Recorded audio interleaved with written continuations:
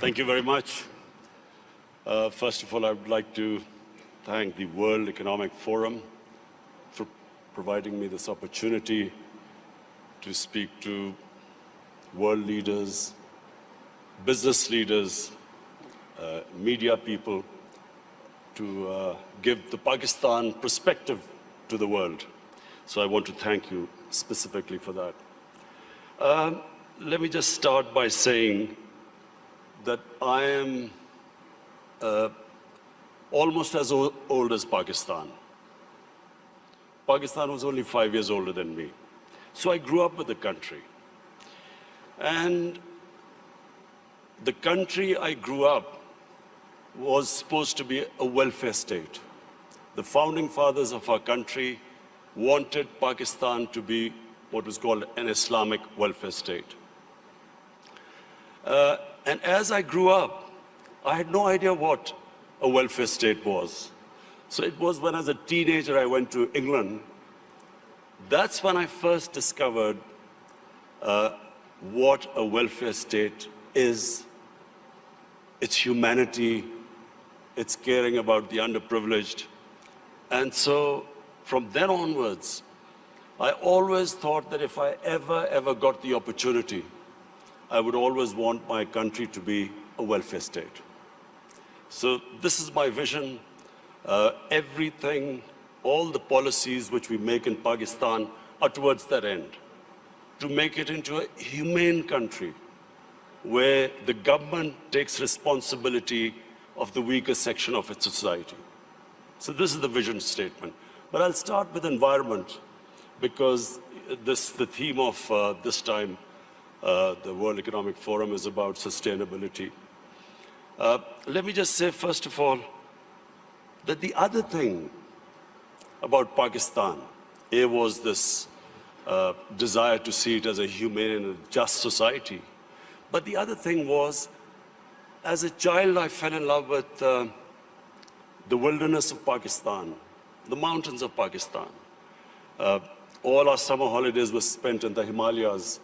And so from that time onwards, what I loved about Pakistan was its wilderness, its mountains. And so,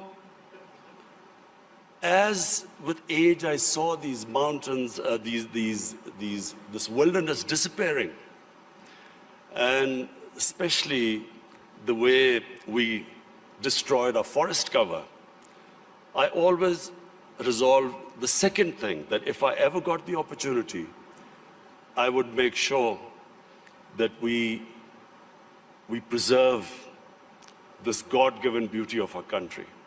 And we start a reforestation campaign. So in 2013, my party won an election in one of the provinces, which was the former northwestern western province called Pakhtunkhwa. And that's when we started one of the most ambitious campaigns to plant 1 billion trees in 4 years. And against all odds, we did it. No one expected it to happen, but we involved the local communities. We first made them understand how important trees were for the future. We made the people understand that Pakistan was very vulnerable to climate change. And we appealed to the people. We involved women in the mountainous areas to grow nurseries. And it became one of the most successful campaigns in our country's history of forestation. So we planted 1 billion trees. So when I became the Prime Minister, I resolved that we would plant 10 billion trees in Pakistan in the next 4 years. And this is now our objective. The experience we learned from the KP province, we are now using that experience to grow these nurseries, involve local communities, especially involve women, because they were very good in planting, developing and planting nurseries. So, why is it important for us to grow trees? For two reasons. One, as I mentioned, that Pakistan is vulnerable to global warming. Secondly, in our cities, pollution has become a silent killer. So unfortunately, there was no plan before, and our cities got very polluted, specifically Lahore, which had the pollution levels like Delhi in India, rose high because for some reason our planners removed 70% of the tree cover of Lahore in the last 10 years. Apart from the environmental aspect now, the third thing I realized, that you cannot make your economy grow unless and until there is peace and stability. Pakistan in the 80s became part of what was the Afghan Jihad. Pakistan became allied with the US to fight for the freedom in Afghanistan from the Soviets. We had militant groups in Pakistan trained to do guerrilla activities in Afghanistan. Once that ended, once the Soviets left, we were left with the militant groups, and Pakistan suffered the consequences. First time ever we had militant groups in Pakistan. We had sectarian groups. We had this called the Kalashnikov culture. We had drugs coming into the country. And that was a watershed in Pakistan. Things started going wrong and as I repeat, for economy, you need stability. You need peace and order. So if you have armed militias in your country, that became one of the impediments on economic growth. Come 9/11, we again joined the US in its war on terror. This time, the same militant groups that were created, Pakistan was required to disarm them. So again, we went through this process. 70,000 Pakistanis died in it. And of course, what was hit was economic growth. And then the image of Pakistan, a dangerous place in the world. So when I assumed power, my government decided that from now onwards, Pakistan will only partner another country in peace. We would not become part of any other conflict. We would not join any country in its conflict. And since then, we have played our part. We have tried to ease tensions between Saudi Arabia and Iran.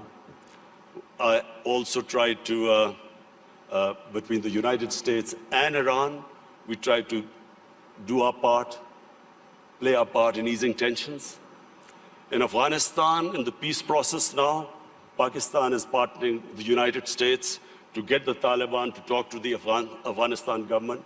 It is the nearest we are to some sort of a peaceful solution in Afghanistan. The third issue, economics. When my government came into power, as you mentioned, we inherited the worst economic crisis in our history. The biggest current account deficit, the biggest fiscal deficit, where almost reserves which would have lasted about a month. Since then, I must pay tribute to my economic team. And of course, we took very tough decisions. I have been in public eye for 40 years, but the sort of